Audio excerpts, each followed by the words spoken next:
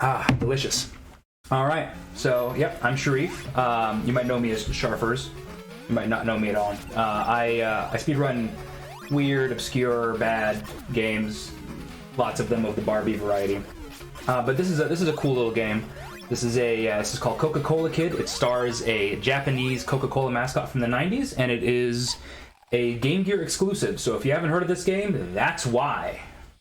So yeah, this is a pretty quick little run, 15-minute estimate. It's pretty generous, so I should be able to explain as much as I can as we're playing here. So, all right, so I'll just get started here. I'll just count us down. 3, 2, 1, and go. All right. So this is Coca-Cola Kid. So yes, it was released, I think, in like '95 for the Game Gear. So some Sonic aficionados might go, hey, this feels familiar.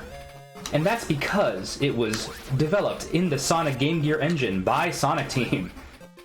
So a lot of the game design is similar, a lot of the sound effects are shared, a lot of the movement tech is very similar. So he has this dash. He has this little charge dash that you're seeing a lot of. That's basically just Sonic's spin move. There's lots of different ways to finish the level, so there's like upper and lower routes kind of everywhere, and one route is usually a lot faster than the other. The way that the charge works is... So that's the fastest way to move is basically that charge move. We're already at the end of the first world. There's 5 worlds with 3 levels each. Each level... the third level of each world is always a boss, so this boss is 100% free if you do it right. Every boss takes 4 hits to kill, so as long as you just mash here, you can interrupt this this boss's animations and just immediately kill him. I did that the very first time I ever played this game. You're not supposed to see those cutscenes. I apologize. We have these screens where you can buy continues and extra lives and extra hits, and something called Coke Disc, which is a terrible weapon that Coca has. That's not particularly useful. So this, luckily, we'll get some extra lives on the way, and normally you won't need an extra life. A lot of the speedrun is basically positioning Coca so that the dash move jumps on as many enemies or obstacles as possible to get through the stage as quickly as possible. You can do a few things to make you move even faster. You've probably seen both of them, which is I can jump out of the dash move to like go flying through the air. I'm not supposed to do that in this particular case, though.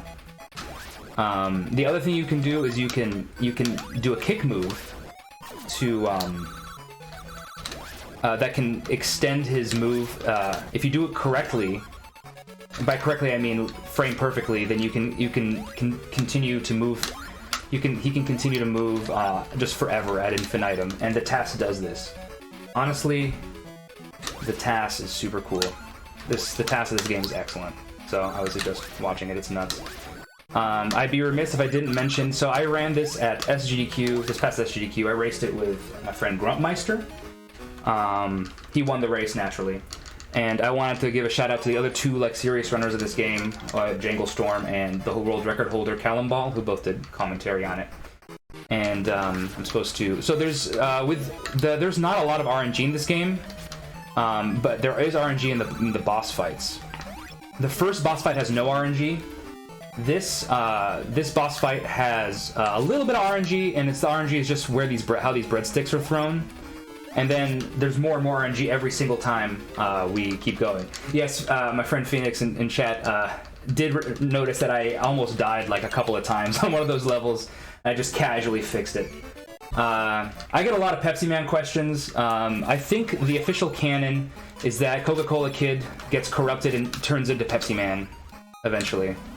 I take a very safe route here. So this lower route is considerably slower. But oh no, I'm going to die in the exact same spot I died on GDQ. It's considerably slower, but it's much easier, and it also gives us a couple of lives, so we don't game over, because we intentionally don't purchase any any continues or anything. So if I game over, it's game over.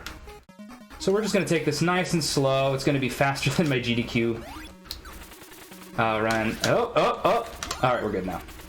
And this is all. That's all. The only thing I want to show off is that thing at the top. There's Grump. There we go. See, he's there. It's impossible to go from Coke to Pepsi. No, he gets corrupted. That's the whole. That's the new lore. So Ruins, in my opinion, is the hardest world. So many things can go wrong. That was perfect, which I'm very happy about. So far, everything seems to be going pretty okay.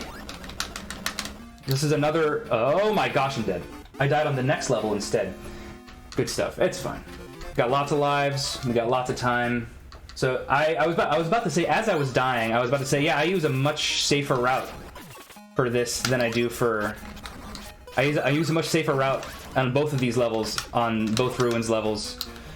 And yet I still died anyway. I can't remember the last time I died that way. That was wild. Yeah, this honestly, this game is incredible. It's really... I'm gonna die again. Alright, we're fine. Everything's okay. Do not worry about me. Okay, so... Yes, so this game's actually really, really good. It's a little goofy, but it's actually really, really fun. It's a little bit of a frustrating speedrun to do optimally.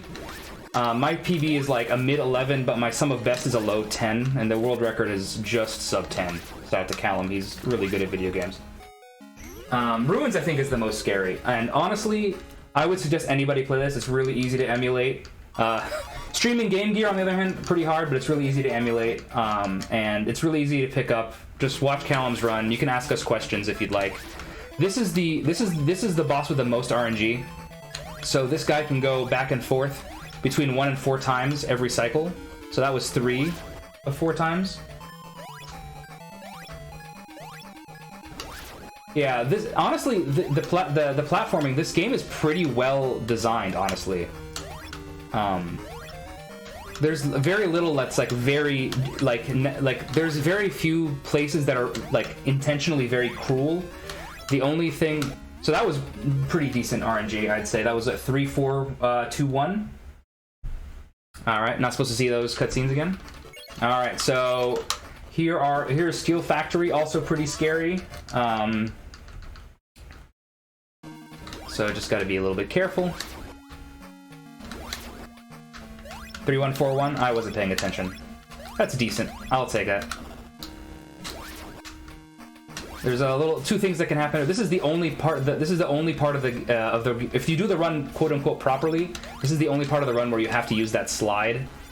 The slide is down and jump. It doesn't really matter too much. All right, down we go. Oh, action pose. That was pretty cool. That's something I always try to do. These fun little animations. This is where the run gets kind of scary because you have to stay up on these high platforms, and if you don't, you end up falling down into the area with the lava, and then it becomes very easy to die. So the goal is to stay high, really high up. So that was a pretty good Steel Factory 1. I'm happy with that. It's probably a few seconds slower than my gold. But Steel Factory 2 is where things really start to get... This is where the difficulty really ramps up, in my opinion. That's just my opinion, though. Grump can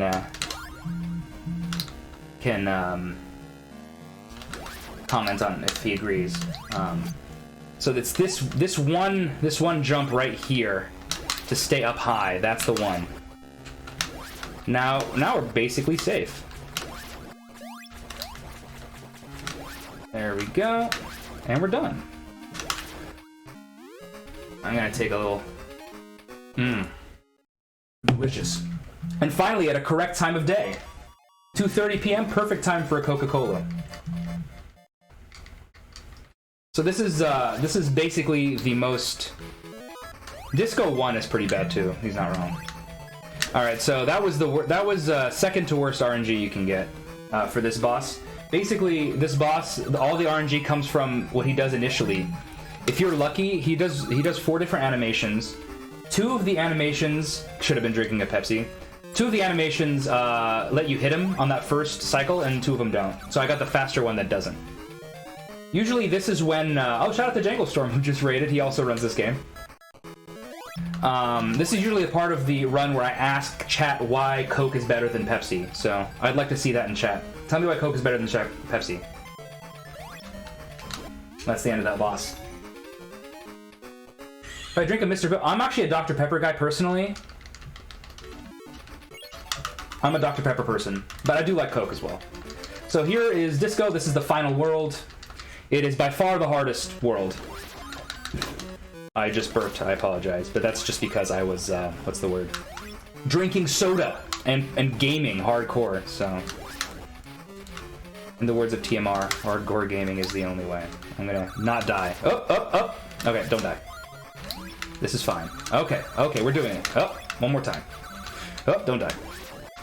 Coca is a little bit slippery for sure. So sometimes it looks like I just like die for no reason or something, but usually it's just because. Oh, don't get hit again. Oh, I'm actually out of hit points. That's freaking wild. All right, we're good. We're being extra careful here so I don't get hit by these spikes.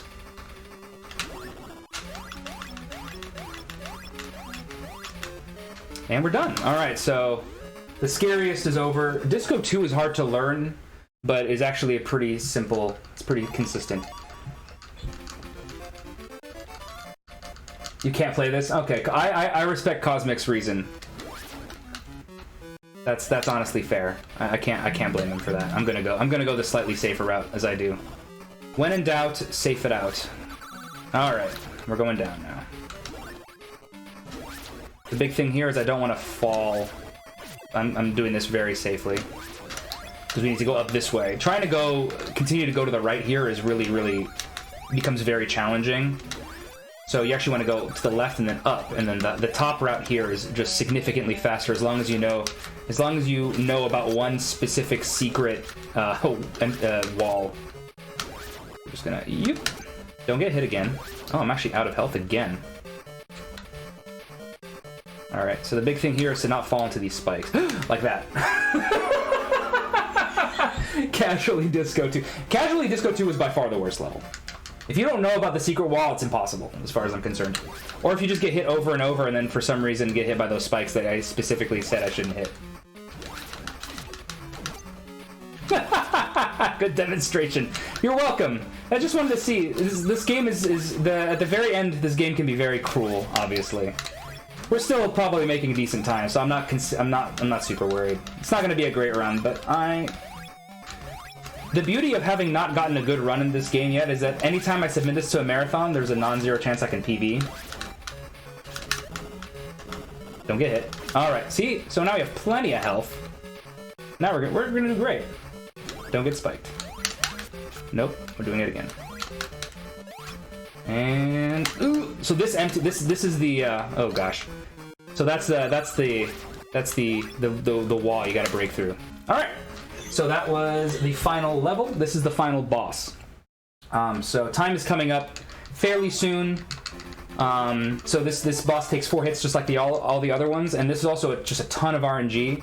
2 of the 4 animations that this boss does can allow you to get a quick hit. This is one of the ones that does not allow. So that's bad RNG so far. So that's 1 of 4 hits. 2 of 4. This is horrible RNG. Just horrendous RNG.